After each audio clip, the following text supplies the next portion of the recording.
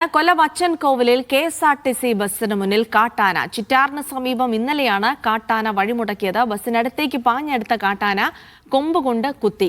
പുനലൂർ അച്ചൻകോവിൽ റൂട്ടിൽ സർവീസ് നടത്തുന്ന ബസ്സാണ് കാട്ടാനയ്ക്ക് മുന്നിൽ പെട്ടുപോയത്. കാട്ടാന ആക്രമിക്കുന്ന ദൃശ്യങ്ങൾ കൂടി പുറത്തുവന്നു. ലിജോ റോളൻസ് വിവരങ്ങൾ നൽകും. ലിജോ, പിന്നീട് എങ്ങനെയാണ് ഈ കാട്ടാനയെ തുരത്തിയത്? മറ്റാർക്കും പരിക്കുകളൊന്നുമില്ല എന്നും കൂടെ മനസ്സിലാക്കുകയാണ്. മറ്റെന്തൊക്കെ വിവരങ്ങൾ ലഭിക്കുന്നു?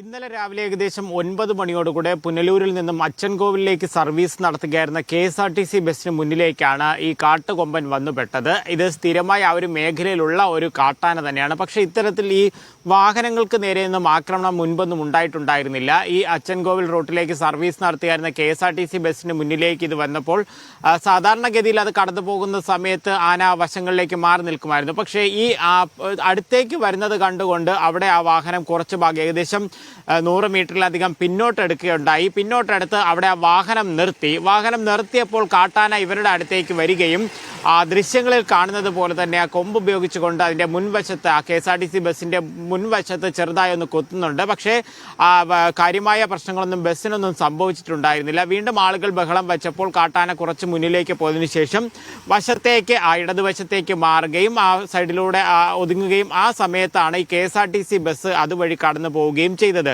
ഇത്തരത്തിലൊരു സംഭവം ഉണ്ടായതോടെ ഈ കെ.എസ്.ആർ.ടി.സി ബസ് ജീവനക്കാർക്ക് ഉൾപ്പെടെ ഒരു ആശങ്ക ഉണ്ടാവുകയും ചെയ്തിട്ടുണ്ട്. ആദ്യമായാണ് ഇത്തരത്തിൽ ഈ കാട്ടുകൊമ്പൻ ഈ വാഹനങ്ങൾക്ക് നേരെ പാഞ്ഞെടുക്കുന്നത്. നാട്ടുകാർ പറയുന്നത് ആ മേഖലയിലൊക്കെ വന്യമൃഗങ്ങൾ സ്ഥിരമായുള്ളൊരു മേഖലയാണ്. വനത്തോട് അടുത്ത് കിടക്കുന്ന ഒരു സ്ഥലമായതുകൊണ്ട് തന്നെ കൂടുതൽ അതിനെ നിയന്ത്രിക്കുക എന്നുള്ളതും പ്രയാസമാണ്. എന്തായാലും ആളുകൾ സുരക്ഷിതത്തോടുകൂടെ പോവുക എന്നുള്ള ഒരു ലക്ഷ്യം വെച്ചുകൊണ്ട് ആളുകളുടെ സുരക്ഷിതത്വം ഉറപ്പാക്കുക എന്നുള്ളൊരു കാര്യമാണ് ആവശ്യപ്പെടുകയും ചെയ്തത്. കെ.എസ്.ആർ.ടി.സി ബസ് ഉൾപ്പെടെ സർവീസ് നടത്തുമ്പോഴും അക്കാര്യങ്ങൾ ഇനി കൂടുതലായി ശ്രദ്ധിക്കണമെന്നൊരു നിർദ്ദേശവും നൽകിയിട്ടുണ്ട്.